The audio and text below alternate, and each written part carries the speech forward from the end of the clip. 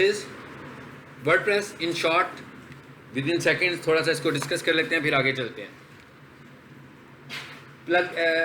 WordPress की जो website होती है वो छोटे छोटे ऐप्स पर चलती है, और वो ऐप्स उसको अपने सहारे पे खड़ा रखते हैं। इसका मतलब क्या हुआ कि अगर उन छोटे ऐप्स में से कुछ, और ये जितने भी ऐप्स होते हैं, ऐप्स से तो आप सब लोग बहुत अच्छी तरह वाकिफ़ हैं कि भाई आप मोबाइल पे भी ऐप्स इंस्टॉल करते हैं, तो क्या होता है, फ्रीक्वेंटली उनके अपडेट्स आते रहते हैं। तो अगर कोई भी अपने अपडेट्स नहीं करेगा, ना व्हाट्सएप का अपडेट नहीं करते, तो आप देखते हैं कि व्हाट्सएप हैंग होना शुरू हो जाता है, व्हाट्सएप ठीक तरीके से काम नहीं करता। आप गूगल मैप का अपडेट नहीं करते, तो ना तो मैप सही चलता है, ना इन ड्राइव सही चलती है, तो कितने सारे इश्यूज आ जाते हैं। इसी तरह जब हम वर्डप्रेस यूज़ कर रहे हैं और उसको सहारा दिया हुआ है इतने सारे ऐप्स ने जिन्हें हम प्लगइन्स बोलते हैं, और अगर वो वाला प्लगइन कभी सस्पिशियस हो जाए या कभी एक्सपायर हो जाए और अब हमें उसकी रिप्लेसमेंट की ज़रूरत है। जब हमने किसी को अपनी वेबसाइट बनाकर दी, तो आपने तो वेबसाइट बना दी, डेवलपर ने तो बना दी, वो तो एक्सपर्ट आदमी है वर्डप्रेस में, लेकिन जिसको बनाकर दी उसको तो इन सारी चीज़ों का पता ही नहीं है। और हुआ क्या, कुछ टाइम के बाद कोई एक ख़ास प्लगइन एक्सपायर हो गया या सस्पिशियस हो गया, और उसी कंपनी ने उसकी कोई रिप्लेसमेंट भी दे दी कि भाई इसको इंस्टॉल कर लो। लेकिन ये सारा काम कौन कर सकता है? जिसकी कोई थोड़ी सी एक्सपर्टीज़ होंगी। उसको तो ये भी नहीं, क्लाइंट को तो ये भी नहीं पता लगेगा ये हो क्या रहा है, मेरे साथ चल क्या रहा है। वो तो फ्रंट एंड पे काम कर रहा है, उसको तो वर्डप्रेस के इंटरफेस में जाना भी नहीं है कि क्या चल रहा है वहाँ पे। तो इसका मतलब क्या हुआ कि उसको तो पता ही नहीं कुछ लगा। जैसे ही वर्डप्रेस का प्लगइन सस्पिशियस हुआ, तो सबसे पहले क्या हुआ, उसमें वल्नरेबिलिटी होल्स खुल गए। वल्नरेबिलिटी होल्स का मतलब ये कि भाई ये गहरा है, ये दीवार यहाँ से भी टूटी हुई है, दीवार वहाँ से भी टूटी हुई है, यहाँ से भी टूटी है, बाहर मैंने 4 ताले लगाए हुए हैं, ठीक है, तो रास्ते तो है ना भी अंदर आने के। These called vulnerability holes. तो वल्नरेबिलिटी होल्स ऐसी जगह पे बहुत ज़्यादा ओपन हो जाएंगे। अब कोडिंग में क्या एडवांटेज है भाई? कोडिंग में सबसे बड़ा एडवांटेज ये है कि भाई प्लगइन की तो ज़रूरत ही नहीं है, जो काम हम कर रहे हैं कोडिंग के थ्रू करने लगे हुए हैं। सो इसका मतलब क्या, उसने तो एक्सपायर ही नहीं होना कोडिंग ने। कोडिंग में कस्टमाइजेशन है, वर्डप्रेस में कस्टमाइजेशन नहीं है। अगर मैं किसी वर्डप्रेस के डेवलपर को कहूँगा मुझे ये काम करना है, तो उसने क्या करना है, पहले थीम देखना है उसके क्लोज। अब जो उसके क्लोज तरीन थीम होगा ना, वो मुझे बताएगा, और फिर बताएगा कि इसमें ये वाली तो फंक्शनैलिटी नहीं है, इसको मुझे ऐड करना पड़ेगा, तो बड़ा टाइम लग जाएगा मेरा। मोस्टली वर्डप्रेस ऑपरेटर तो कहेंगे कि नहीं भाई ये थीम है, इसी को चलाएंगे हम लोग, लेकिन वो जो कस्टमाइजेशन वाला पार्ट है वो उसमें नहीं है। फिर एक वर्डप्रेस की वेबसाइट एक बंदे ने बनाई है, 6 महीने के बाद, 1 साल के बाद, अब आपको ज़रूरत है, कोई भी उसको कस्टमाइज़ नहीं करेगा, हर बंदा उसको रिप्लेस करेगा। यानी कि वर्डप्रेस की वेबसाइट की कस्टमाइजेशन नहीं है। बट कोडिंग वाली वेबसाइट, मेरा अपना एक्सपीरियंस है कि मेरे पास एक क्लाइंट है जो कि तकरीबन 4 जो कोडर्स हैं उनके पास वो वेबसाइट घूमी है, और चौथे बंदे ने भी उस वेबसाइट को कस्टमाइज़ किया बदले बगैर। यानी कि अगर आप ख़ास तौर पर PHP is the more strong language, और PHP के बहुत प्रोफेशनल लोग भी मौजूद हैं। और वर्डप्रेस के थीम को भी अगर आप एडिट करते हैं तो वो भी जाकर हम PHP में खोल कर उसको देख लेते हैं, वो सारे का सारा थीम PHP पे बना होता है, ठीक है। अब कोडिंग सिंपल वेबसाइट है। अक्सर मैं आपके सामने एक वेबसाइट खोलता हूँ प्रोफेशनल किचन की, वो वाली वेबसाइट 12 MB की वेबसाइट है। आपको ग्राफिक्स देख के शायद अंदाज़ा नहीं होता होगा कि पूरी की पूरी वेबसाइट जो है वो 12 MB में बनी हुई है। वर्डप्रेस के मुतालिक कोई बंदा ये सोच भी नहीं सकता कि वो 12 MB की वेबसाइट चला सकता है। इसका मतलब क्या हुआ कि आपको छोटी होस्टिंग चाहिए, इसका मतलब क्या हुआ आपको थोड़ी रैम चाहिए, इसका मतलब क्या हुआ आपको छोटा CPU चाहिए, और आपकी वेबसाइट भागेगी किसमें, कोडिंग में। तो हमने बहुत सारे प्लस पॉइंट्स देखिए कोडिंग वर्सेस। बट नुकसान क्या है भाई, कोडिंग वाली वेबसाइट ज़्यादा महंगी बनेगी, सस्ती नहीं बनेगी। मसलन अगर कोई बंदा वर्डप्रेस का ऑपरेटर है, उसके पास कोई ना कोई थीम हर वेबसाइट का पड़ा होता है, तो वो तो आपको सुबह से लेकर शाम के बीच में ही अब वेबसाइट डिलीवर कर सकता है। लेकिन कोडिंग वाला, कस्टमाइजेशन वाला ऐसे काम नहीं कर सकता। ई-कॉमर्स की वेबसाइट अगर मैं किसी वर्डप्रेस वाले से मांगूंगा तो शायद वो मुझे विद इन अ वीक दे दे, मगर कोडिंग वाले से मांगूंगा तो नहीं देगा। ई-कॉमर्स की वेबसाइट वर्डप्रेस पे किसी से कहूँगा, ठीक है, अगर मेरा जानने वाला हुआ तो शायद वो 15-18 हज़ार रुपये भी मुझे दे दे। उसकी वजह क्या है कि वो किसी को पहले ही डिलीवर कर रहा है, उसने वही थीम मुझे देना है, चेंजेस कर लेनी है हमने। लेकिन अगर मैंने कोडिंग की वेबसाइट के ऊपर जाना होगा तो 100,000 प्लस, ये 200,000 प्लस पे भी जा सकती है, लेकिन मिनिमम 100,000 प्लस पर आपकी ई-कॉमर्स वेबसाइट जाएगी। सो बहुत सारे एक्सपेंस हैं इसके, बट स्टिल अगर कोई आपसे रिकमेंडेशन मांगेगा बिजनेस, ये नहीं कहेगा कि मेरी वर्डप्रेस की वेबसाइट है तो मुझे बताओ ठीक है कि बुरी है, फिर तो उसे बुरा नहीं कहना। लेकिन कोई बंदा आपसे कहेगा भाई मैंने वेबसाइट भी डेवलप करवानी है, आपसे डिजिटल मार्केटिंग करवा रहा हूँ, अपनी वेबसाइट भी डेवलप करवानी है, सो आप मुझे क्या रिकमेंड करेंगे? So our recommendation is coding. हम लोग ना तो वर्डप्रेस ऑपरेटर हैं, ना ही कोडिंग में वेबसाइट बनाने के एक्सपर्ट हैं, लेकिन as a SEO expert, as a technical consultant, हम जब भी किसी को एडवाइस करते हैं तो हम कोडिंग की एडवाइस करते हैं। कोडिंग की वेबसाइट का लाइफ टाइम बहुत ज़्यादा होता है, इतना ज़्यादा होता है कि भाई आप खुद कहते हो भाई जान छोड़ दो मेरी वेबसाइट को कुछ नहीं होता। यानी कि मेरा एक क्लाइंट था, उसकी वेबसाइट 1988 की बनी हुई थी, ठीक है।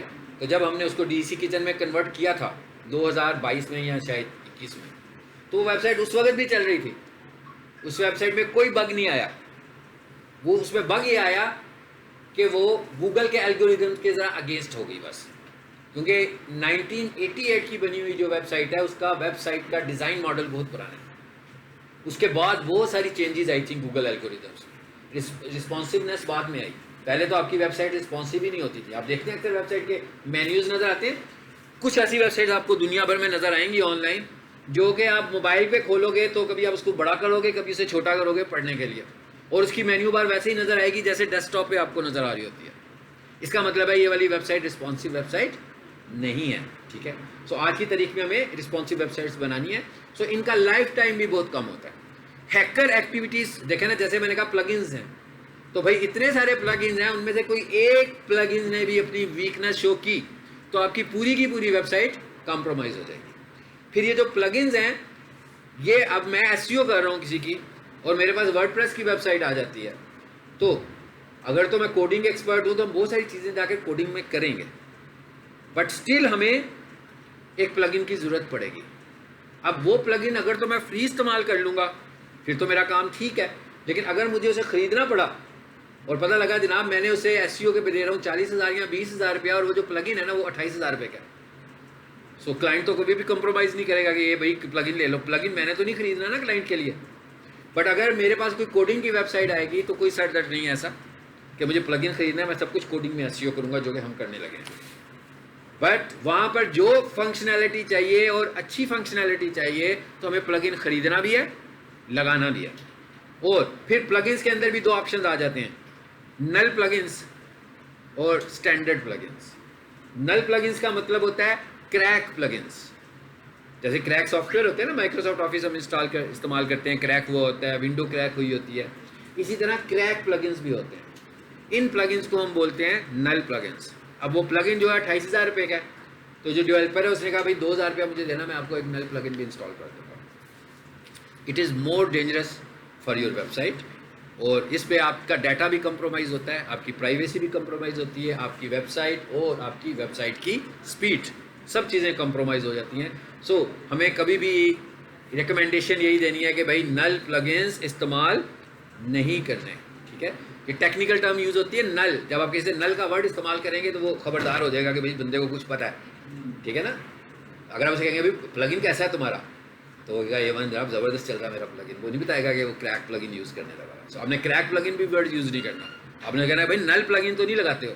और नल प्लगइन का नुकसान क्या है? भाई नल प्लगइन आपको मिला था ऐसे 2 साल पहले, और इस 2 साल के अंदर तो उस प्लगइन में इतने अपडेट्स आ गए, तो वो प्लगइन तो वैसे ही नल हुआ है, यानी कि उसको कुछ इसमें कोई नई चीज़ ऐड नहीं हो सकती। अब वो नल प्लगइन है, वो पुरानी डेट का प्लगइन है, अपडेट नहीं होगा। जैसे ही वो अपडेट होने लगेगा, विंडो को अपडेट करते हैं ना, तो एकदम मैसेज आ जाता है कि भैया एंटर लाइसेंस की, लेकिन जब तक आप उसकी विंडो अपडेट नहीं करते उस वक्त तक आप लाइफ टाइम जितना मर्जी उसको इस्तेमाल करते हैं, कोई गड़बड़ नहीं होगी। लेकिन जैसे ही आप ऑनलाइन होंगे तो विंडो डिटेक्ट करेगा कि ये तो लाइसेंस क्रैक वाला लाइसेंस है, इसके बाद ओरिजिनल लाइसेंस नहीं है, तो विंडो आपकी एकदम एक्सपायर हो जाएगी। सर हम थर्ड पार्टी वेंडर से एक प्लगइन बाय कर लेते हैं, लाइक एलिमेंटल बाय कर लेते हैं, वो अपडेट नहीं होता, वो नल वर्जन। अगर वो अपडेट नहीं हो रहा इसका मतलब है कि वो नल है, नल वर्जन। अगर वो नल अपडेट नहीं हो रहा। अब हम क्या करेंगे, इसका मतलब क्या है कि अब हम जब भी किसी से खरीदेंगे तो हमने सबसे पहले उससे पूछना है कि भाई ये नल प्लगइन तो नहीं है, ठीक है। वो तो कहेगा नहीं है, लेकिन हमें कैसे पता नहीं, चलेगा उसे वो कहेगा मुझे अपडेट करवाना है इसको, कह रही आप मुझे जो वर्जन दे रहे हो, मोबाइल लेने जाते हैं ना दुकान पे, मैं लेने जाऊँ मैं तो उससे यही पूछता हूँ कि भाई इसकी मैन्युफैक्चरिंग डेट क्या है, ठीक है। तो इसी तरीके से आप प्लगइन खरीदेंगे ना, आप उसे कहेंगे भाई इसकी मैन्युफैक्चरिंग डेट क्या है और इसकी लास्ट अपडेट कब आई थी, कितनी देर में एक्सपेक्टेड है इसकी नेक्स्ट अपडेट, वो खुद ही इसमें समझ में आ जाएगी कि उसको आप उससे क्या मांगने हैं। एनीवेज सेकंड्स की बात थी, ज़रा लंबी हो गई है, आगे चलते हैं।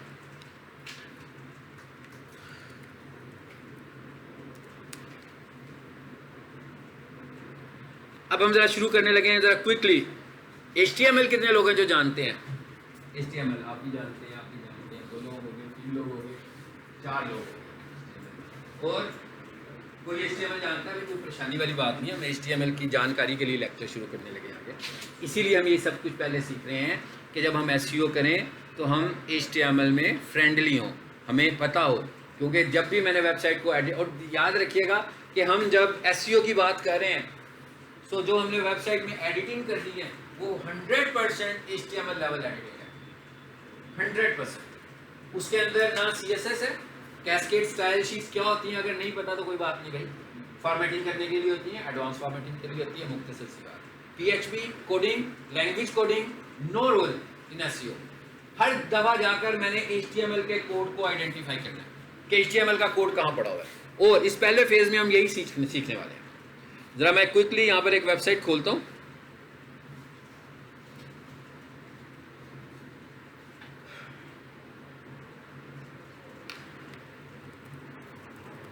आज कोई नया स्टूडेंट भी बैठा हुआ है जो फर्स्ट डे आए हुए हैं?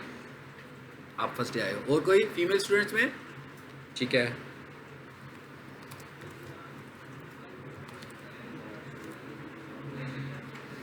ले जी आ गए इधर। आप देख रहे हैं ये कीवर्ड कितना स्ट्रांगली रैंक हुआ है, जो मर्जी जोर लगा ले इसके तक पहुंच नहीं सकता वो। तो ये स्ट्रेटेजी आप यूज कर सकते हैं, इसमें आपको सिर्फ एफर्ट करनी पड़ेगी वेबसाइट का एक सिंपल सा होम पेज डिजाइन करने की। हर दफा एक अलग होम पेज डिजाइन करना है, और हमने एक सब डोमेन बनानी है अपने कीवर्ड के नाम से, और जब उसकी जो SEO हम सीखेंगे ये वाली SEO उस पर अप्लाई कर लेंगे तो कोई भी उसे कम्पीट नहीं कर सकेगा। बट फर्क सिर्फ इतना होना चाहिए, ये चीज़ याद रखनी है कि आपकी जो मेन डोमेन है वो आपकी सब डोमेन को रिलेट कर रही हो। अगर रिलेट नहीं कर रही होगी फिर गड़बड़ हो जाएगी, फिर गूगल को लगेगा कि आप कोई फेक एक्टिविटी कर रहे हैं, ठीक है, ब्लैक हैट काम कर रहे हैं आप। चलें इधर आ जाते हैं जी। ये एक मैंने वेबसाइट खोल ली है, इसको ज़रा क्विकली देखते हैं। बेसिकली इस वेबसाइट पे आप समझ लें कि मुझे काम करना सीखना, थोड़ा सा आप सबको इस वेबसाइट पे थोड़ा सा काम करना हमने सीखना है कि जो वेबसाइट बनी है, अगर हम देखें इसमें नज़र क्या आ रहा है, मेन्यू, ओके, स्लाइडर, इसे स्लाइडर बोल रहे हैं। क्या स्लाइडर को हम SEO के लिए रेकमेंड करते हैं कि नहीं करते, ये भी एक क्वेश्चन है, इसे हम आगे जाकर देखेंगे, ठीक है। मुख्तसर सा इसका आंसर है नो। अगर आप वेबसाइट की स्पीड को बेहतर करना चाहते हैं तो हम कहते हैं स्लाइडर नहीं होना चाहिए। क्यों नहीं होना चाहिए इसको बाद में डिस्कस करेंगे। उसके बाद नीचे क्या आ गई, हेडिंग, आप देख रहे हैं ना यहाँ पर एक H1 आ गया। फिर क्या आ गया हमारे पास, छोटे छोटे पैराग्राफ्स, और भी पैराग्राफ्स लिखे जा सकते थे, अभी हमने सिर्फ इसमें 2 छोटे पैराग्राफ्स लिखे। तो अभी तक 2-3 एलिमेंट्स हैं जो आपको नजर आए हैं, इमेज, हेडिंग स्टाइल, पैराग्राफ के अंदर आप देख रहे हैं जैसे माइक्रोसॉफ्ट वर्ड में लेटर लिखते हुए हम कुछ बोल्ड कर लेते हैं, तो मैंने कुछ बोल्ड किया हुआ है, ठीक है। इसमें अभी एक चीज़ मिसिंग है, हाइपरलिंक, हाँ अभी इसमें हाइपरलिंक एक मिसिंग है, ओके। फिर तस्वीर आ गई, फिर हेडिंग स्टाइल आ गया, भाई सब कुछ वैसे ही रिपीट होता जा रहा है पूरी वेबसाइट, ऐसे ही है ना। यानी अब हमें समझ, एक हाइपरलिंक भी होगा, तो हाइपरलिंक पे भी माउस रख लेते हैं, आपको पता लग जाए कहीं पे कोई हाइपरलिंक आ रहा है कि नहीं। ये हाइपरलिंक आ गया। ये वो सब चीज़ें हैं जो हमें SEO शुरू करने से पहले समझनी है। तो आपने देख लिया कि बहुत कम चीज़ें हैं, इमेज, हेडिंग स्टाइल्स, पैराग्राफ कैसे लिखा होता है, सिर्फ आइडेंटिफाई करना कि पैराग्राफ तक कौन है। पैराग्राफ के अंदर जो हमने हाईलाइट किया हुआ है यूजिंग बोल्ड एंड स्ट्रॉन्ग, और लिंकिंग कैसे करनी है विद इन वेबसाइट और वेबसाइट से बाहर निकलता है, इनकी कोडिंग के लिए क्या यूज होता है HTML लेवल पर, ये हमें समझना है बस। इसका मतलब है जितने मैंने नाम लिए हैं एक्चुअली इतने ही कोड्स होंगे ना, इतनी कोडिंग, यही चीज़ें हमें समझ आ जाएंगी तो हम किसी भी वेबसाइट के अंदर जाकर उसकी SEO कर सकते हैं। अब हमने कहा भाई ये वेबसाइट है, फाइन, ज़रा इसकी कोडिंग को देख लेते हैं, ठीक है। मैंने वेबसाइट खोली और साथ में ही कर दिया Ctrl+U, ये शॉर्टकट की है सोर्स कोड देखने की, वो फ्रंट एंड था, ये इसका बैक एंड नजर आ गया हमें। बहुत लंबा चौड़ा सा कोड है। अगर मैं इसको ऊपर से नीचे की तरफ लेकर जाऊं तो काफी लंबा चौड़ा सा कोड है। ऐसे ही है। इसमें बहुत सारी चीजें ऐसी आ रही हैं जो लैंग्वेज बेस्ड होंगी। जावास्क्रिप्ट भी इसमें इस्तेमाल हो सकता है। बहुत सारी लैंग्वेजेस हैं, हमें किसी से कुछ लेना देना नहीं है। अच्छा, अब सबसे पहले हम ये देखते हैं कि इसको यहां से समझने की कोशिश करते हैं। जरा जूम थोड़ा सा बड़ा किया मैंने। इसकी पहली लाइन में क्या लिखा हुआ है? HTML। इसका मतलब क्या हुआ? ये वेबसाइट जिसमें मर्जी बनी हुई है, मगर स्टार्ट कहाँ से हो रही है? HTML से स्टार्ट हो रही है। और अगर मैं इसके एंड पर चला जाऊं तो ये खत्म कहाँ पे हो रही है? HTML में हो रही है। तो इसका मतलब क्या हुआ? साथ साथ पैरेलल अब हम इसके स्ट्रक्चर को भी समझते हैं कि एक वेबसाइट है जो एक्चुअली तो फाइल ही है ना, फाइल को अपलोड किया तो वेबसाइट बन गई। तो ये जो HTML फाइल है एक्चुअली इसका स्ट्रक्चर क्या होता है, पहले हम ये समझ लेते हैं। इधर आए जी, नोटपैड की बजाय सीधे सीधे आ जाते हैं नोटपैड प्लस में, जिसमें आपने काम करना है कोडिंग का।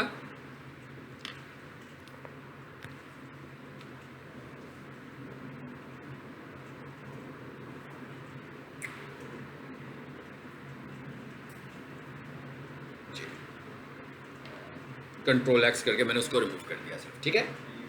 अच्छा, अब आपने क्या करना है? क्योंकि काम करें, न्यू पेज ही ले लेते हैं। जब आपने घर में नोटपैड प्लस प्लस खोलना है तो आपके पास ऐसे नजर आएगा। अगर ऐसे नहीं नजर आएगा तो न्यू पेज ले लीजिएगा तो ऐसा नजर आ जाएगा। अब ये जो नोटपैड प्लस प्लस है ये कोई HTML एडिटर नहीं है, ये HTML एडिटर भी है, ठीक है। ये और भी बहुत सारे प्रोग्राम्स के लिए एडिटर है, किन किन के लिए वो हमारा कंसर्न नहीं है। हमने इसको इस्तेमाल करना है एज ए HTML एडिटर। तो सबसे पहला टास्क आपने क्या करना है? सबसे पहला टास्क ये करना है कि इसे खोलने के बाद कुछ भी किए बगैर आपने अपनी फाइल को सेव कर लेना है। कैसे? एज ए HTML, ताकि ये वाला एडिटर HTML एडिटर के तौर पर काम करना शुरू कर दे, ठीक है। कैसे सेव करना है ये पहले देख लें। फाइल सेव, HTML के अंदर फाइल का नाम भी रख लें जो रखना चाह रहे हैं। जैसे मैंने इसका नाम रख लिया first dash file. File name conventions याद रखनी है। फाइल नेम कन्वेंशंस क्या हैं? फाइल के नाम में स्पेस नहीं होना चाहिए। अगर आपकी file name number of words पर मुश्तमिल है, स्पेस बार को आपने समझ लेना है कि इलीगल कैरेक्टर है बीच में। आपकी फाइल का नेम स्मॉल लेटर्स पे होना चाहिए और आपकी फाइल का नाम आपके कंटेंट की हेडलाइन होना चाहिए। ये SEO के पॉइंट से हमने बातें की हैं। तो मैंने इसका नाम रख लिया जी फर्स्ट फाइल। फिलहाल अभी हमारा कंटेंट ये है कि अभी प्रैक्टिस कर रहे हैं, तो मैंने इसका नाम फर्स्ट फाइल रख लिया, ठीक हो गया। फिर क्या लिखा हुआ है? Save as types. कहता है भाई इसको कौन सी फाइल बनाना है आपको? क्या लिखा हुआ है जी? Save as type. बहुत ज़्यादा फोकस करने की ज़रूरत है इस पॉइंट पे उन लोगों को जिन्हें बिल्कुल HTML का कुछ पता नहीं है। इसलिए कि पूरे SEO में अगर आप HTML स्ट्रॉन्ग नहीं है तो आप कुछ भी नहीं कर सकते। आपको गर्मी लग रही है, गर्मी लग रही है, HTML नहीं लग रही। यार दरवाज़ा खोलो, थोड़ा सा दरवाज़ा खोल दो। जो आखिर पे बैठे हैं दरवाज़ा खोल दो। तो सेव एज टाइप से हम क्या करने वाले हैं? इसको HTML करने वाले हैं। यहाँ पे क्लिक कीजिए। कितनी सारे ऑप्शन आ गए हैं भाई, इनको देख के परेशान होना ये क्या सर ने खोल दिया, हमने क्या करना है इसका। यहाँ से आपको सिर्फ HTML को चूज करना है, ठीक है। H प्रेस कीजिए, फिर दोबारा से करें और तीसरी दफ़ा करेंगे तो खुद ब खुद ही आपके सामने आ जाएगा हाइपर टेक्स्ट मार्कअप लैंग्वेज। इसको चूज कर लें, चलो, और फाइनली इसको सेव कर दें। HTML फाइल को कैसे सेव करते हैं सब बिगिनर्स को पता लग गया। अभी मैंने HTML फाइल में कुछ भी नहीं किया भाई, अभी मैंने उसका सिंटैक्स भी नहीं डिस्कस किया। मैंने कहा भाई पहले ये काम कर लेना। अब अगले फेज में मैंने क्या कहा कि पहले इसको HTML बना लो ताकि आपको हेल्प करना शुरू हो जाएगा, क्योंकि ये एडिटर तो मल्टीपल एडिटर था। लेकिन इस तरह करने से अब क्या हुआ कि ये फोकस्ड HTML एडिटर बन गया इस फाइल की हद तक। इस फाइल की हद तक ये HTML एडिटर है। अब हम लिखते हैं ये एक लेस देन। इसके अंदर मैंने लिखा HTML और इसको लगा दिया है ग्रेटर देन। ये कलर इसका ब्लू हो गया। आपकी HTML फाइल मुश्तमिल है टैग्स पर। बेसिकली HTML है क्या? HTML लैंग्वेज ज़रूर है, but it is not language, pure language, it is formatting language. इसको हम फॉर्मेटिंग लैंग्वेज बोलते हैं, तो फिर ज़रा आसानी हो जाती है हमारे लिए कि भाई ये ओके, मुश्किल काम नहीं है ना। अगर हम किसी चीज़ को कहें लैंग्वेज तो हम वैसे ही कहते हैं यार ये लैंग्वेज तो बड़ी मुश्किल चीज़ होती है, मैंने तो कभी सीखी भी नहीं। So it is a formatting language कि भाई जो चीज़ें आप माइक्रोसॉफ्ट वर्ड में लिख रहे हैं, जब उसने गूगल क्रोम में जाना है तो कैसे जाना है। तो ये जो ट्रांसलेशन हम करने लगे हैं, जो प्रोटोकॉल यूज़ कर रहे हैं, ये एक्चुअली ट्रांसलेट कर देगा इसको HTTPS में। इसे हम बोल रहे हैं टैग। इसे लिखने का क्या तरीका होता है, यानी कि जो भी आपका मैसेज है उसको लेस देन और ग्रेटर देन के अंदर टाइप कर देते हैं। आपने देखा मैंने उसे लेस देन और ग्रेटर देन के अंदर लिखा, बट इसे हम एड्रेस कैसे करें, टैग। इसे हम कैसे एड्रेस करें जी, इसका नाम क्या बना दिया हमने कि टैग है। टैग हमने इंस्टाग्राम में भी देखे हैं भाई, यूट्यूब वीडियोज़ में भी देखे हैं जी, वो वाले टैग सबको पता लग गया कि वो वाला टैग नहीं है, ये फॉर्मेटिंग टैग है, अकेला नहीं लिखा जा सकता। ठीक है, इसको कोट करना था हमने, तो लेस देन, और ये कौन सा टैग है जो कि सिर्फ लेस देन और ग्रेटर देन के साथ था, बीच में वर्ड आ गया, इसे हम बोलते हैं स्टार्टिंग टैग। और एंटर किया मैंने और एक लगा दिया स्लैश। जब HTML के अंदर आप ये वाला स्लैश इस्तेमाल करते हो तो इसका मतलब होता है कि आप ये कह रहे हो कि एंड हो रहा है कुछ, ठीक है। और यहां पर आपने लगा लिया HTML अगेन, टैब किया तो क्लोज हुआ और इसे बंद कर दिया। तो ये तो हमने उसको कोट कर दिया। वो जैसे कोटेशन लिखी होती है ना, डबल कोट्स, फिर डबल कोट्स बंद, बीच में जो मैसेज होता है हम कहते हैं भाई ये कोट किया हुआ है हमने। इसी तरीके से हमने ये पूरी फाइल को कोट कर दिया। लेकिन अब हमें सबसे पहले समझना है कि इस फाइल का स्ट्रक्चर क्या होता है। पहले हम स्ट्रक्चर करते हैं, फिर हम फाइल बनाएंगे।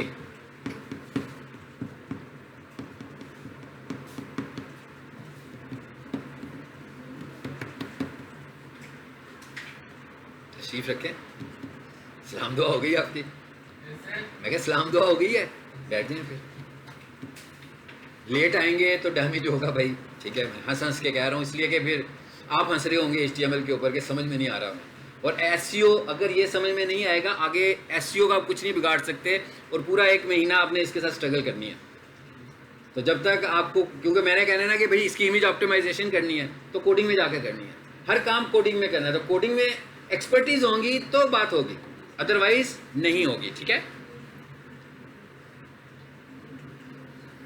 इसका जो अगला पार्ट होता है डेट इज हेड।